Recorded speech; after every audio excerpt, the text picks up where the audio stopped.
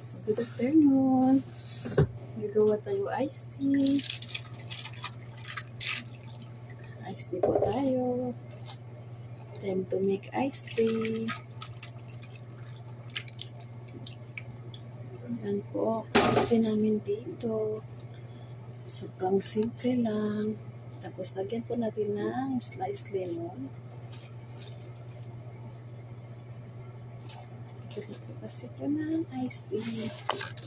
Gagawa po tayo ng iced tea. Iced tea lover po dito.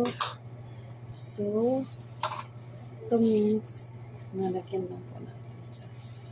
Yan lang po siya kasimple. Ito po, iced tea.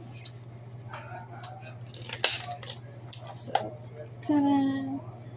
Iced tea na po. Iced tea tayo.